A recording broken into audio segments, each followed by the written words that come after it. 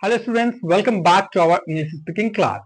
कल की क्लास में हमने पास्ट इंडेफिनिट टेंस को सीखा था, किस तरह वर्ब का सेकेंड फॉर्म यूज करते हैं और डेली यूज सेंटेंसेस कैसे बनाते हैं। इन बातों को हमने कल काफी डिटेल्स में समझा था। स्टूडेंट्स, आज हम पास्ट के दो नेक्स्ट इंपॉर्टेंट टेंस पढ़ने वाले हैं, जो कि है past continuous and past perfect tense. Past continuous जो बताता है कि पास्ट में कोई काम चल रहा था, और पास्ट परफेक्ट जो बताता है कि एक काम से पहले ही दूसरा काम कंप्लीट हो चुका था। तो चलिए बिना टाइम वेस्ट किए हुए क्लास को शुरू करते हैं और स्टेप बाय स्टेप एग्जांपल्स के साथ समझते हैं। उससे पहले अगर आपने चैनल को अभी तक सब्सक्राइब नहीं किया है तो चैनल को सब्सक्राइब करके बेल आइकन को कर दीजिएगा प्रेस, ताकि आप भी free 90 days spoken English challenge का लाभ उठा सके। तो चलिए शुरू करते हैं। पास्ट कंटिन्यूअस टेंस की पहचान होती है रहा था, रही थी, रहे थे। यहाँ पर उसके रूल्स लिखे गए हैं, affirmative, negative, interrogative, interrogative negative और स्पेशल केस के लिए ये। तो मैंने रूल्स को पिछली क्लासेस में काफी अच्छे तरीके से समझा रखा है, तो मेरे को नहीं लगता कि यहाँ पर इसको समझाने की जरूरत है। बस उन सब टेंसेस से जो इसको अलग बनाता है वो है ऑक्सिलरी वर्ब। ऑक्सिलरी वर्ब, इसमें जो ऑक्सिलरी वर्ब यूज होता है वो है was या फिर वर्ब। तो हम समझते हैं कि किन सब्जेक्ट के साथ was का यूज होगा और किन के साथ वर का यूज होगा। तो सिंपली आप ऐसे समझिए कि सिंगुलर सब्जेक्ट, चाहे वो third person, first person, second person, कोई भी हो, उन सब के साथ क्या लग जाएगा? was लग जाएगा। और प्लूरल सब्जेक्ट के साथ क्या लगेगा? वर लगेगा। दैट मीन्स ये जो सिंगुलर वाले रॉ में जो भी नाउन या फिर प्रोनाउन आएगा उनके साथ हम was का यूज करेंगे। नाउन या फिर प्रोनाउन से कहने का मतलब सिंगुलर वाले रॉ में जो भी सब्जेक्ट आएगा उसके साथ हम किसका इस्तेमाल करेंगे? was का यूज करेंगे। और ये प्लूरल वाले रॉ में जो भी सब्जेक्ट आएगा उनके साथ हम किसका इस्तेमाल करेंगे? वर का इस्तेमाल करेंगे। ठीक है, और उसको ना वेयर नहीं पढ़ेंगे, क्या पढ़ेंगे? इसको वेयर नहीं पढ़ेंगे, ठीक है, इसको क्या पढ़ेंगे? इसको वर पढ़ेंगे। ठीक है, ये बात ध्यान रखिएगा। आइए हम एग्जांपल्स के साथ समझते हैं। वह एक सेब छिल रहा था। सबसे पहले आप इसमें ये बताइए कि इसमें क्रिया क्या है, दैट मीन्स वर्ब क्या है। तो क्या है वो? छिलना है। ठीक है, और मैंने आपको बता रखा है कि किसी भी सेंटेंस में जो किसी क्रिया को करेगा वही होता है सब्जेक्ट। तो इस छिलने की क्रिया को कौन कर रहा है? तो वह कर रहा है। और चूंकि यहाँ लिखा गया है कि छिल रहा था, तो उससे पता लग रहा है कि वह एक पुरुष है। ठीक है ना, वह एक पुरुष था। तो ही, वह के लिए हम क्या यूज करते हैं? ही का इस्तेमाल करते हैं। और ही एक कैसा सब्जेक्ट है? तो थर्ड पर्सन सिंगुलर। तो इसके साथ जो ऑक्सिलरी वर्ब यूज होगा वो क्या होगा? was होगा। आइए समझते हैं। तो क्या हो जाएगा? ही was, और चूंकि छिलना का इंग्लिश होता है peel, PEEL, peel plus I N G, peeling. ही was peeling an apple. He was peeling an apple. He was peeling an apple. अब अगर हम इसी सेंटेंस को नेगेटिव कर दे कि वह एक सेब नहीं छिल रहा था, तो कैसे बनेगा? He was not peeling an apple. क्या हो जाएगा? He was not peeling an apple. उसी को अगर इंटरोगेटिव कर दे कि क्या वह एक सेब छिल रहा था, तो क्या हो जाएगा? Was he peeling an apple? Was he peeling an apple? उसी को नेगेटिव इंटरोगेटिव नेगेटिव कर दे तो क्या हो जाएगा? Was he not peeling an apple? ठीक है। अच्छा, अब बताइए कि इस सेंटेंस में क्रिया क्या है? क्रिया दैट मीन्स वर्ब इस सेंटेंस में क्या है? तो क्या बोलेंगे? करना। करना क्या है? डू मीन्स करना होता है, और डू एक क्रिया है, एक वर्ब है। ठीक है, अब ये जो पूछा जा रहा है कि तुम क्या कर रहे थे, ये किससे पूछा जा रहा है? तो ऑब्वियसली आपसे पूछा जा रहा है। तो सब्जेक्ट क्या होगा? तुम।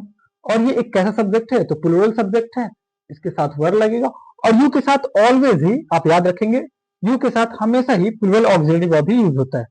ठीक है, अगर मैं आपसे पूछूं कि तुम क्या कर रहे थे, तो क्या आप हाँ या फिर ना बोलेंगे?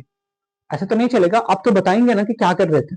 तो ये जो सेंटेंस बनेगा वो WH से स्टार्ट होगा। ठीक है, क्योंकि यहाँ पे क्या का यूज किया गया, और क्या की जो इंग्लिश होती है, इंग्लिश में वो होता है व्हाट। तो क्या हो जाएगा? What were you doing? What were you doing? Do means करना, और डू प्लस आईएनजी, डूइंग। तो क्या हो जाएगा? What were you doing? What were you doing?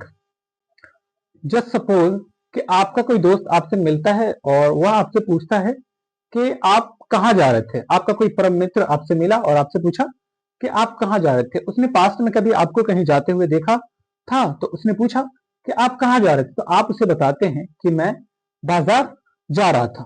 तो सबसे पहले उसने क्या पूछा कि आप कहाँ जा रहे थे। ये एक इंटरोगेटिव सेंटेंस है और चूंकि आप इसका आंसर हाँ या फिर ना में नहीं दे सकते हैं, आपको बताना पड़ेगा ना कि आप कहाँ जा रहे थे। आपने बताया कि मैं बाजार जा रहा था, तो ये WH फैमिली के साथ बनेगा।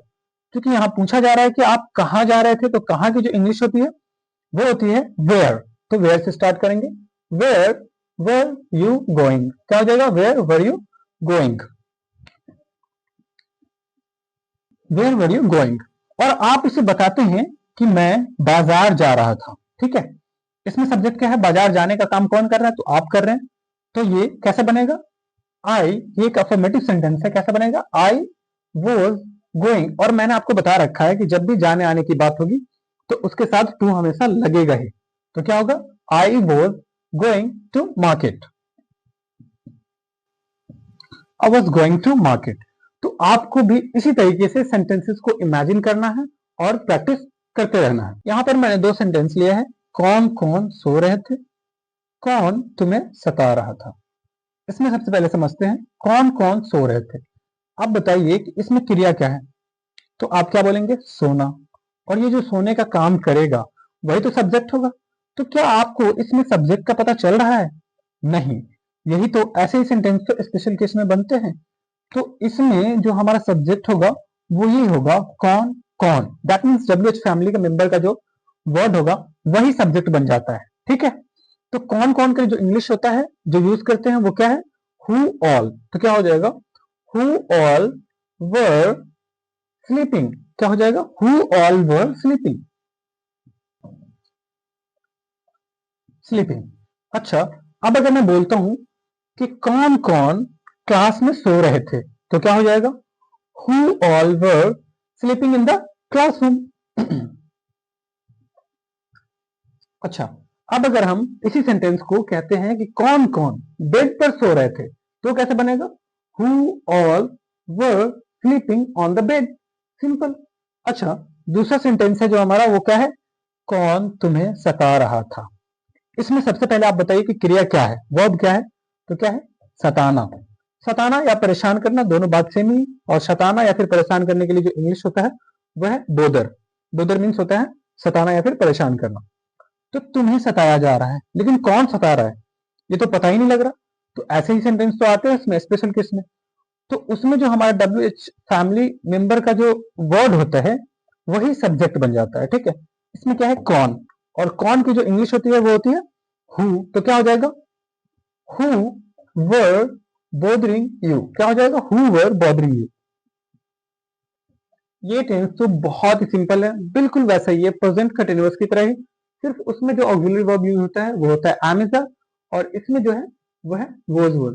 तो आज का क्लास यहीं तक रखते हैं, कल हम फिर यहीं से कंटिन्यू करेंगे। अगर आपको वीडियो अच्छा लगा हो तो वीडियो को लाइक कर दीजिएगा और अपने किसी एक सोशल मीडिया अकाउंट पर शेयर करना मत भूलिएगा, ठीक है। तो जब तक के लिए अपना ख्याल रखिए, टेक केयर, बाय बाय।